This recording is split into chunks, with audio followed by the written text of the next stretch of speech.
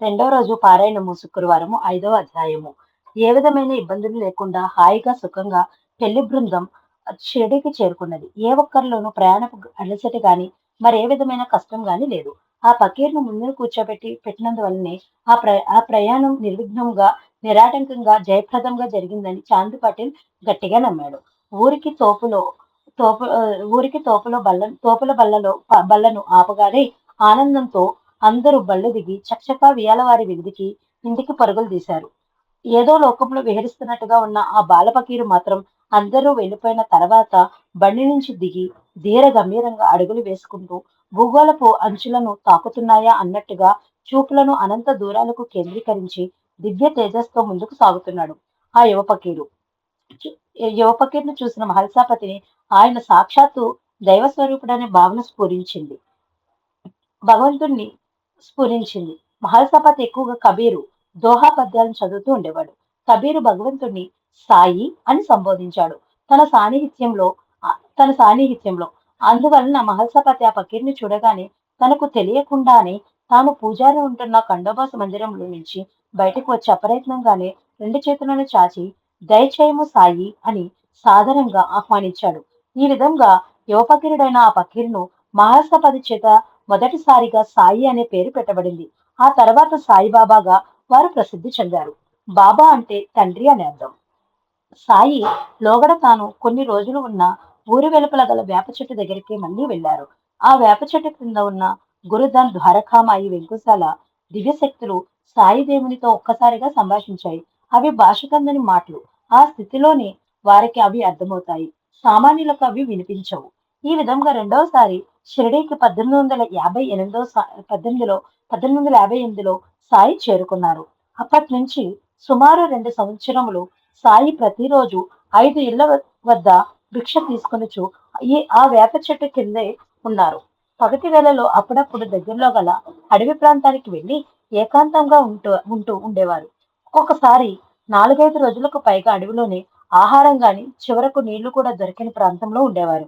దేవిదాస్ జానకిదాస్ అనే సాత్వికులైన భక్తులు సాయిబాబాను ఒక గొప్ప శక్తిగల వాణిగా గుర్తించి తరచూ ఆయనతో సంభాషిస్తూ ఉండేవారు.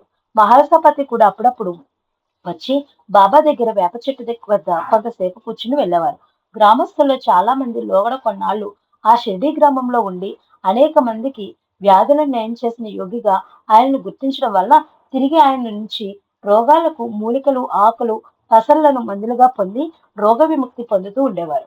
ఆయనకు గొప్ప వైద్యుడైన పేరు వచ్చింది. అదేవిధంగా ఆయనను గొప్ప ఆధ్యాత్మిక శక్తులు గల మహాపురుషునిగా గుర్తించారు. అందువల్ల క్రమంగా ఆయన ముందు కొందరు ఆకర్షితులయ్యారు. అలా దగ్గర కాబడిన భక్తుల్లో కొందరు సాయి నివాసాన్ని వేప చెట్టు కింద నుంచి పక్కనే గల పాడుబడిన శిథిలావస్థలో ఉన్న మసీదులోనికి మార్చే ప్రయత్నం చేశారు. భక్తుల కోరిక కాదనలేక సాయి వారి కోరిక ప్రకారం పాడుబడిన మసీదులోనికి తన నివాసం మారుస్తారు. ఆ తర్వాత భక్తులు క్రమంగా దాన్ని బాగు చేసి పైన కప్పు కూడా వేస్తారు. ఇలా సుమారు 1860లో ఆ మసీదు సాధారణ నివాస యోగ్యంగా తయారవుతుంది. సాధారణంగా ప్రతిరోజు సాయి భిక్షకు వెళ్లే 5 ఇళ్లు: 1 గణపతిరావు కుమారుడు తాత్యా పాటేల్, 2 వామన్ సకారాం, 3 నందు సావాయి రామవాణి, 4 మాధవరావు దేశపాండే శ్యామ, 5 అప్పాజీ పాటేల్. మసీదు ముందు గోడను ఆనుకుని చిన్న ప్రాథమిక పాఠశాల ఉండేది. అందులో మాస్టరుగా పనిచేసేవాడు శ్యామ. అందువలన అతడు సాయికి దగ్గరవుతూ వచ్చాడు. మహల్సపతి కూడా తరచుగా సాయి దగ్గరకు వచ్చి రాత్రి చాలా పొద్దుపోయే వరకు అప్పుడప్పుడు ఏవో విషయాలు చర్చిస్తూ ఉండేవాడు. అది చూసిన శ్యామ కూడా వారితో జతకలిసేవాడు. గణపతిరావు కోటే భార్య బా బాయజీబాయికి అతని కుమారుడు తాత్యాకి సాయి మీద ఎనలేని ప్రేమ గౌరవాలు ఏర్పడ్డాయి. ప్రతిరోజు సాయి తమ ఇంటికి వచ్చి భిక్ష తీసుకొనిదే వాళ్ళు భోజనం చేసేవాళ్ళు కాదు. గ్రామ మునుసు బాటేకు మాత్రం ఫకీరు ఒక బాలుడైన సాయి ఒక మోసగాడని, తాను కష్టపడి పని చేయకపోవడమే కాకుండా ఇతరుల కష్టాన్ని దుర్వినియోగం చేస్తున్నాడని, అనవసరపు ఉపన్యాసాలు ఇస్తూ ఉంటాడని అపోహ ఉండేది. అదే విషయాన్ని బాహాటంగా అంటూ విమర్శిస్తూ ఉండేవాడు. 1861 వర్షాకాలం భయంకరమైన తుపాను ప్రారంభమైంది. బాగోజీ షిండే అనే కుష్ఠరోగి ఒంటరిగా నివసించే చిన్న కూర గుడిసె తుఫాను గాలికి కొట్టుకుని పోతుంది. నిలువ నీడలేని అతను వర్షానికి తడిసిపోయి చలిగాలికి వణుకుతూ భరించలేని చలిబాధతో తెలిసిన వారి ఇళ్ల దగ్గరకు వెళ్తాడు. అతను ఇంటి లోపలికి వస్తే అతని కుష్ఠవ్యాధి తమకు అంటుకుంటుందన్న భయంతో ఎవరూ లోపలికి రానియ్యరు. ఏమి చేయాలో దిక్కుతోచని బావూజీ అతి కష్టం మీద దయాళుడైన సాయి అయినా ఆశ్రమిస్తారేమోనని మసీదు వైపుకు నడుస్తూ ఉండగానే చలి బాధకు నరాలు కుంకర్లు తిరిగి అడుగులు వేయలేక పడిపోయి సాయి అని పెద్దగా కేకవేస్తాడు. అంతటి పెద్ద తుఫాన్లోనూ సాయి పరుగు పరుగున వెళ్లి బాగోజీని రెండు చేతులతో ఎత్తి భుజంపై వేసుకుని మసీదుకు వస్తాడు. పూర్తిగా తడిసి చలిబాధతో స్పృహ బాగోజీకి వేడిని ప్రసాదించాలంటే నిప్పు వెలిగే స్థితిలో వాతావరణం లేదు. వర్ణదేవుడు విజృంభించినప్పుడు అగ్నిదేవుడు పరాజితుడు కాక తప్పదు. అగ్నిని ఆజ్ఞాపించడం వలన ఆ పరిస్థితిలో ఉపయోగం పెద్దగా ఉండదనే భావనతో వేప చెట్టు కింద భూగృహంలో జ్ఞానజ్యోతి రూపంలో ఉన్న తల్లి ద్వారకామాయిని పిలుస్తాడు. సాయిదేవుడు దీనులను హీనులను రక్షించి తగిన జ్ఞానాన్ని అందించడానికి ఏర్పడిన సాయి అవతారానికి సహకరించడం కోసం వెంటనే ద్వారకామాయి అదృశ్య జ్యోతి రూపంలో వచ్చి మసీదు లోపల ఉన్న కట్టెలపై ప్రజ్వలించి వెచ్చని వేడిని అందించడం వల్ల వెంటనే బాగోజీ తెలివి పొందుతాడు. పవిత్రాలైన ఆ జ్యోతి వేడి తొలిసారిగా తాకడం వల్ల దైవ స్వరూపుడైన సాయి స్పర్శ వలన బాగోజీ కుష్ఠవ్యాధి వెంటనే నయమవుతుంది. క్షణాల్లో ఆ వార్త షిరిడి గ్రామమంతా పాకుతుంది. అంతవరకు సాయిని భగ వైద్యుడు జ్ఞాని అని మాత్రమే గ్రహించిన షిరిడి గ్రామ ప్రజలు ఆయనను సాక్షాత్తు భగవంతునిగా ప్రార్థించసాగారు. సాయి ఆనాటి నుంచి ఆ మసీదుకు ద్వారకామాయి అని పేరు పెట్టారు. మొట్టమొదటిది తాను నివసించిన వేప చెట్టు కింద గురుధన్ మరియు తన గురువైన వెంకసాలను జ్యోతి రూపంలో ఉన్నారు కాబట్టి గురుస్థాన్ అని దానికి పేరు పెట్టారు. ద్వారకామాయిలో ఆనాడు వెలిగించిన అగ్నిని నిరంతరం అలా వెలిగిస్తూనే ఉన్నారు సాయిబాబా. కాలక్రమేణా ఆ అగ్నిహోత్రంలో కాలిన విభూతిని మందులకు బదులుగా ఇస్తూ ఉండేవారు. ఆనాటి నుంచి ఈనాటి వరకు నిర్విఘ్నంగా ద్వారకామాయిలో వెలుగుతున్న ఆ హోమగుండాన్ని నేడు మనం ధుని అని పిలుస్తున్నాము. అందులో కాలిన బూడిదని విభూతిగా వాడుతున్నాము. ఒకనాడు నానావళి షిరిడికి చేరుకుని బాబా దగ్గరకు వస్తారు. ఆ ఒక పాత పరిచయంతో మామ అని పిలవబోతాడు. చుప్ అంటే మాట్లాడవద్దు అని సైగ చేస్తారు. సాయి, మన పాత పరిచయాలు బంధాలకు తావు లేదు ఇక్కడ. కేవలం మన మధ్య ఆధ్యాత్మిక బంధం ఒకటే ఉండాలి అనే సాయి భావనను చక్కగా అర్థం చేసుకున్న నానావళి ఆనాటి నుంచి బాబాతో పాటుగా షిరిడీలోని వేరే చోట స్థిర నివాసం ఏర్పరచుకున్నట్టుగా చేసుకుని ఉంటారు. సాయికి బాహ్య ప్రాణంగా మారు రూపమా అన్నట్టుగా వ్యవహరిస్తూ బాబాను ఎవరూ ఏమన్నా సహించకుండా వెంటనే ఖండిస్తూ ఉండేవాడు. ఇతను బాబా కన్నా వయసులో చిన్నవాడైనా ప్రాపంచిక అవధులను దాటిన అవధూత. బాబాకు క్రమంగా గ్రామంలోని ప్రజలంతా దగ్గరగా కాదొచ్చారు. ఎవరు ఏ పని ప్రారంభించాలన్నా ముందు సాయి దగ్గరకు వచ్చి చెప్పనిదే మొదలు పెట్టేవారు కాదు. అంతటి స్థితిలో ఉన్నా కూడా దేవుడగు బాబా వారు అప్పుడప్పుడు చిన్నపిల్లలతో కలిసి వీధుల్లో గోళీలాడుతూ పిల్లల్లో పిల్లవాడిగా కేరింతలు కొడుతూ ఉండేవారు. కానీ ఒకప్పుడు అడవిలోకి వెళ్లి ఎక్కడెక్కడో తిరుగుతూ ఉండేవారు. ప్రతిరోజు బాబాకు భోజనం పెట్టకుండా తాను భుజించని బాయిజాబాయి ఆయనను వెతుక్కుంటూ భోజనం పొట్టలో పెట్టుకుని దానిని తలపై పెట్టుకుని ఎంత దూరమైనా నడుచుకుంటూ వెళ్లి ఆయనకు భోజనం పెట్టిన తర్వాత ఇంటికి వచ్చి మరి తాను భుజించేది. ఆమె కుమారుడు తాత్య కూడా ఆమె వెంట వచ్చేవాడు. అతను బాబా భుజాలపై ఎక్కి ఆడుకుంటూ మామా అని పిలుస్తూ ఉండేవాడు. ఆ బాలునిపై బాబా కూడా ఎంతో ప్రేమానురాగాలు కురిపించేవారు. సాయిబాబా వలన షిరిడీ గ్రామం ప్రసిద్ధి చెందినది. ఆయన సంసార బంధాలను జయించారు.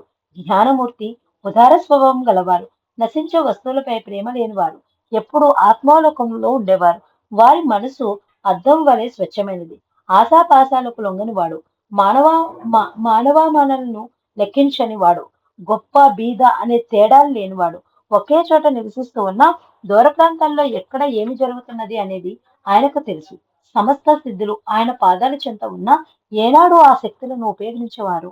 ఇలాంటి మహాశక్తివంతుడు, మహాన్వితుడైన సాయి స్పర్శ సంసార బంధంలో నుంచి విముక్తి కలిగించి ఆత్మ సాక్షాత్కారాన్ని కలిగించగలదు.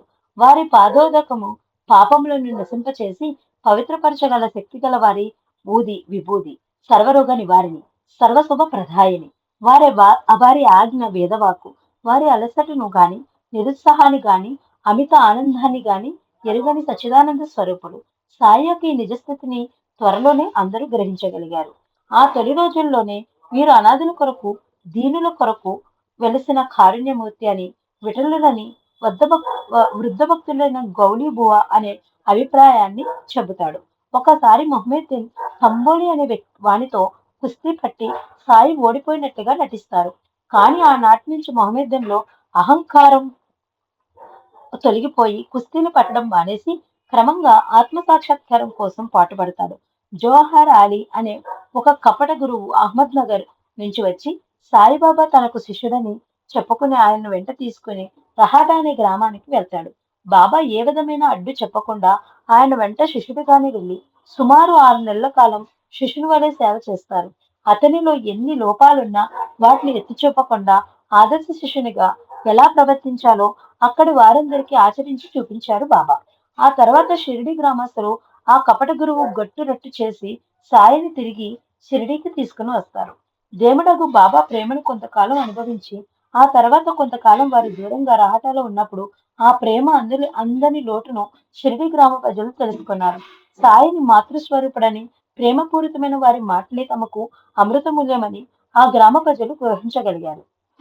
సాయిని తిరిగి షిరిడీకి తీసుకొచ్చిన ఆనందంలో కొందరిలో ఆనంద బాష్పాల రూపంలో జలజల కన్నీరుగా కారుతుంది.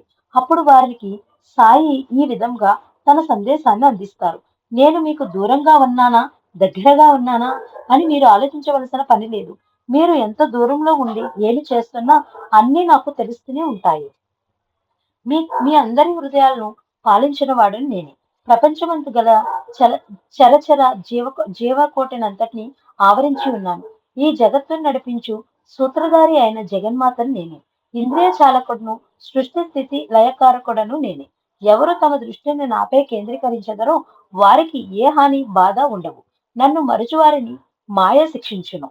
తొలిసారిగా బాబా నుంచి అధికారయుతమైన తన నిజస్థితిని గురించి అమృత సమానమైన ఆ మాటలు విన్న భక్తులు సాయికి పాదాభివందనం చేసి తరించి ఆనందించారు.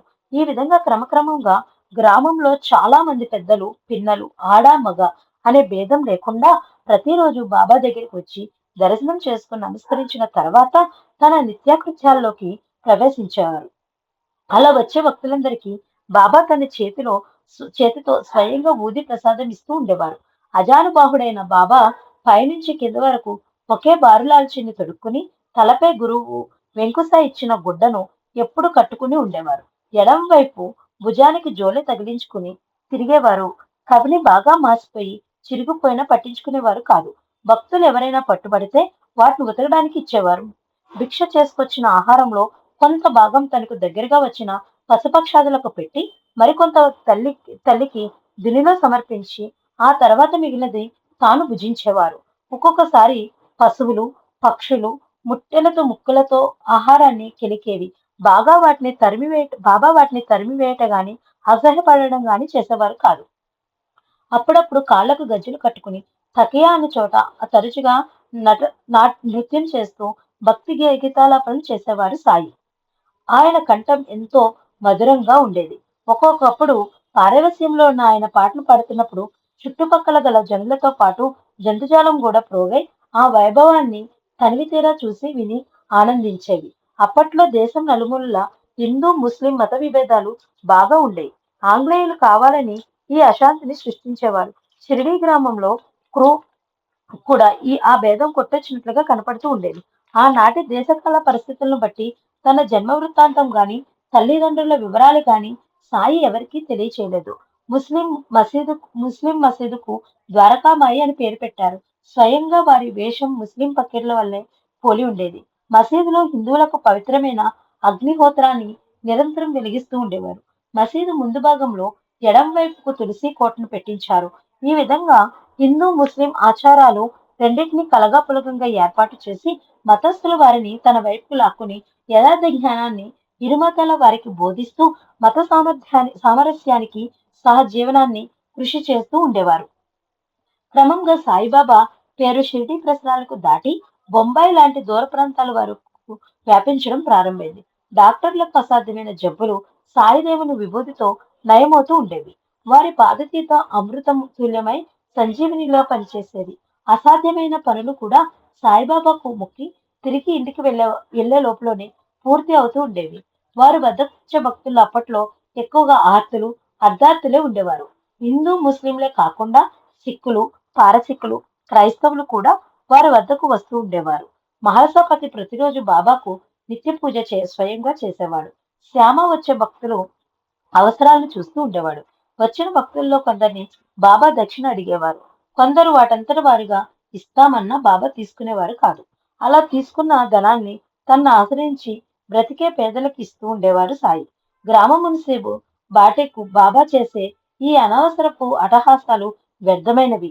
ఏవో కనికట్టు లాంటి క్షుద్ర విద్యలతో ఈ పనులు చేస్తున్నాడనే భావన మనసులో బాగా పాతుకుపోతుంది. బాబా చేసే పనుల్లో ఏదో లోపం చూపించి అసమర్థులని భక్తులందరికీ నిరూపించాలనే ప్రయత్నం అంటాడు. సాయిదేవునికి దీపాలు వెలిగించడం అంటే చాలా ఇష్టం. గ్రామంలో గల దుకాణదారులు నుంచి నూనెను యాచించి దానితో పాటు దానితో ప్రతిరోజు మసీదులో రాత్రిపూట దీపాలను వెలిగిస్తూ ఉంటాడు. కాబట్టి దుకాణదారులను కట్టడి చేసి నూనెని ఇవ్వకుండా చేసి మసీదులో దీపాలు వెలగకుండా చేస్తే బాబా యొక్క అసమర్థత అందరికీ తెలిసిపోతుందనే ఆలోచన చేసి తన శక్తియుక్తులను ఉపయోగించి ఒక రోజున ఎవరు ఆయన నూనె ఇవ్వకుండా చేస్తాడు. సాయి కలత చెందకుండా తిరిగి మసీదుకు వచ్చి బాగోజీతో మంచినీటిని తెప్పించి దాన్ని తాగుతారు.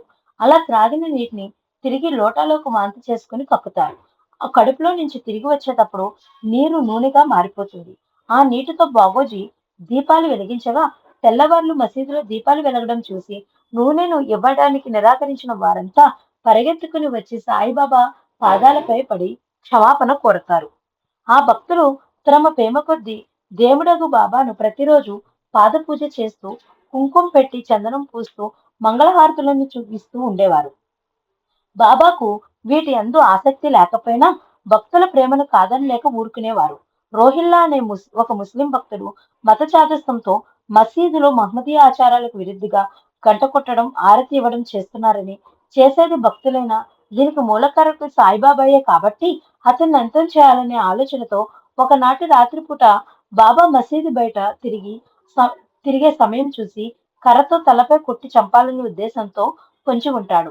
సాయి బయటకు వచ్చినప్పుడు వెనుక నుంచి తలపై కొట్టిపోయే సమయంలో బాబా వెనుక తిరిగి తన కళ్ళను పెద్దవి చేసి దృష్టిని అతనిపై కేంద్రీకరిస్తారు. రెండు కళ్ళల్లో నుంచి బలమైన రెండు వెలుగు కిరణాలు వెలువడే రోహిల్లా రెండు చేతులను తాకుతాయి. అతనిలోని జవసత్యాలు కృంగిపోతాయి. చేతుల్లో నుంచి క్రోర కింద పడిపోతుంది. వెంటనే సాయి ప్రసన్నుడై తన చేతిని ఎత్తి అభయహస్తం చూపగా అందులో మక్కా మదీనాలు పవిత్ర ఖురాను గ్రంథం కనిపిస్తాయి. అప్పుడు రోహిల్లా యా అల్లా అంటూ బాబా పాదాలపై పడతాడు. హిందూ ముస్లిం మతం మధ్య స్నేహ భావన పెంచడానికి బాబా చాలా ప్రయత్నించాడు. బాబా బోధన సారాంశం హిందువుల దేవుడైన రాముడు, మహమ్మదీయుల దేవుడైన రహీం ఇద్దరూ ఒక్కరే. వారిద్దరికి వారిద్దరికి భేదం లేదు. అలాంటప్పుడు వారి భక్తులు అజ్ఞానంతో పోట్లాడుకుంటారెందుకు అని మతాలు జాతుల వారు సోదరభావంతో కలిసిమెలిసి ఉండి జాతీయ సమైక్యతను పొందాలి. ఘర్షణలు, అల్లర్ల వల్ల ప్రయోజనం ఉండదు. ఎవరితోనూ పోటీ పడవద్దు. మీ అభివృద్ధిని మీరు చూసుకోండి. యోగము, త్యాగము, తపస్సు, ధ్యానము మోక్షానికి దారులు. వీటిలోని ఎవరికి వీలైన వాటిని పాటించి మోక్షం పొందవచ్చును. ఎవరైనా నీకు అపకారం చేసినా తిరిగి వారికి నీవు అపకారం చేయవద్దు. వీలైనంత మంచిని ఇతరులకు చేస్తూనే ఉండాలి. సాయి దేవుడు తన గొప్పతనాన్ని బాహటంగా ఎప్పుడూ ప్రదర్శించేవారు కాదు. వారికి శరీర అభిమానం లేదు. తను భక్తులందు వారికి అంతులేని ప్రేమ. వారి దర్శనానికి వచ్చే భక్తుల యొక్క భూత భవిష్యత్ వర్తమానంలోనూ చెబుతూ ఉండేవారు.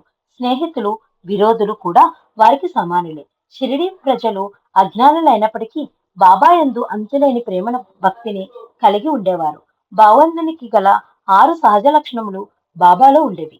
1 కీర్తి, 2 ధనము, 3 అభిమానం లేకుండాట, 4 జ్ఞానము, 5 మహిమ, 6 ఔదార్యము.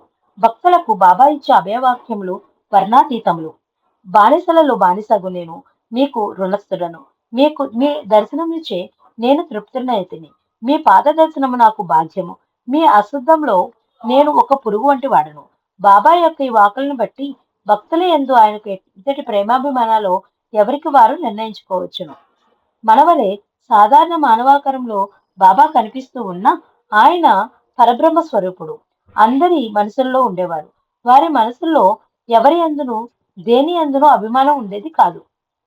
కానీ బయటకు కోరికల పుట్టవలే కనిపించేవారు. వారి మనసును ప్రశాంతంగా ఉండేది. కానీ తరచుగా తిడుతూ, కేకలేస్తూ, పిచ్చివాడి వలె అరుస్తూ ఉండేవారు. ఎప్పుడూ ఆత్మావలోకనం చేస్తూ ఉండేవారు. అల్లా మాలిక్ అంటూ ఉండేవారు. మసీదు గోడకు ఆనుకుని ఊదీ ప్రసాదం భక్తుల క్షేమం కొరకు పంచిపెడుతూ ఉండేవారు. మొట్టమొదటిసారి మహల్సాపతి కూడా బాబా ఒక మహమ్మదీయ ఫకీర్ అని భావించాడు. కానీ క్రమక్రమంగా బాబాలో పరిచయం పెరగడం వల్ల నీళ్లను నూనెగా మార్చి మసీదులో బాబాను వెలిగించి బాబా మసీదులో దీపములు వెలిగించిన నాటి నుంచి బాబా సాక్షాత్ భగవత్ స్వరూపుడని నమ్మి ప్రతిరోజు గంధాక్షలతో బాబాకు దైవం వల్లే పూజలు చేసేవారు. హారతి ఇచ్చేవారు. భక్తి పారవస్యంలో అప్పుడప్పుడు పడిన పా- పా- అప్పుడప్పుడు పాటలు కూడా పాడేవారు. ఇది ఇది ఆ మహల్సాపతి ప్రతిరోజు ప్రారంభంలోని దినచర్య. రోహిల్లా రంగారి మొదలైన మహమ్మదీయ భక్తులు బాబా పూజా విధానములను చూసి సరిపెట్టుకున్న కొందరు మహమ్మదీయ మత చాదస్తులు సంఘంలోని తమ మత గురువు సలహాపై ప- బలిష్టమైన 10 మంది మహమ్మదీయులను తీసుకుని ఒకనాడు ఉదయం మసీదు చుట్టూ పెద్ద పెద్ద కర్రలతో కాపు కాచి ఉంటారు. బాబాను పూజించే వారిలో ప్రధానుడైన మహల్సాపతి పిరికివాడు. మామూలుగానే పూజా ద్రవ్యాల పళ్ళెం తీసుకుని మసీదుకు వస్తాడు. అప్పుడు వారిలోని ప్రముఖుడైన తంబోలి మహల్సాపతిని పిలిచి ఎవరైనా సరే బాబాను బాబాను గంధాక్షలతో పూజ చేస్తే వాళ్ళు చావగొడతానని హెచ్చరిస్తారు. భయపడిపోయిన మహల్సాపతి మసీదుకు బయట నుంచి చాలా దూరం నుంచి రోజు బాబాకు తాను పూజ చేసే విధానంగా షాడోపచార ధ్యాన అపాహనాది పూజలను చేస్తూ ఉంటారు. పరిస్థితులు గమనించిన బాబా రమ్ము లోనికి రమ్ము ఎప్పటి వల్లి గంధ పుష్పాలతో నీ పూజ చేసుకొనుము. నేను ఎవరు కొట్టినదరో నేను చూసేదను అంటూ సటకాతో నేలపై కొడతారు. మేఘగర్జన లాంటి బాబా యొక్క ఆ కంఠధ్వనికి మహమ్మదీలంతా భయపడిపోయి వెళ్ళిపోతారు. కానీ మహల్సపతి భయం పూర్తిగా పోదు. ఇంటికి వెళ్ళేటప్పుడు వాళ్ళు తన్ను చావగొట్టుదరేమోనని భయపడి ఆ విషయం బాబాతో అంటాడు. అప్పుడు బాబా కరుణా సముద్రుడిపై మహల్సపతికి ఇచ్చిన అభయం వీరు కాని ఇంకెవరైనా కాని ఇక్కడ కాని ఇంకెక్కడైనా కాని ఈ జన్మలో కాని ఇంకే జన్మలో కాని నీకు అపాయం కలిగించేవారు ఎవరూ ఉండరు. నిన్ను 1000 కళ్ళతో నేను రక్షిస్తూ ఉంటాను. నిర్భయంగా ఇంటికి తిరిగి వెళ్ళు. బాబా పలికిన ఆ అభయం ఏ దేవుడు తన భక్తులకు ఇంతవరకు ప్రసాదించి ఉండలేదు. దయామయుడైన సాయిదేవుడు ఆనాడు మహర్షపతి ఇచ్చిన అభయం ఈనాడు భక్తి శ్రద్ధలతో దీన్ని పారాయణం చేయ భక్తులందరికీ లభించుగాక. శ్రీ శ్రీ భ- భక్తి శ్రద్ధలతో ఈ అధ్యయనం పాలన చేసిన వారికి విరోధులు కూడా ఆప్- ఆప్తమిత్రులుగా మారుగాక. వారిని గల ఈతి బాధలు తొలగించి శాంతి సౌఖ్యములు చేయు పేరును లభించుగాక. ఓం శాంతి శాంతి శాంతి. 5వ అధ్యాయం సంపూర్ణం. ఓం సాయి శ్రీ సాయి జయ జయ సాయి. ఓం సాయి శ్రీ సాయి జయ జయ సాయి. ఓం సాయి శ్రీ సాయి జయ జయ సాయి. ఓం సాయిరామ్.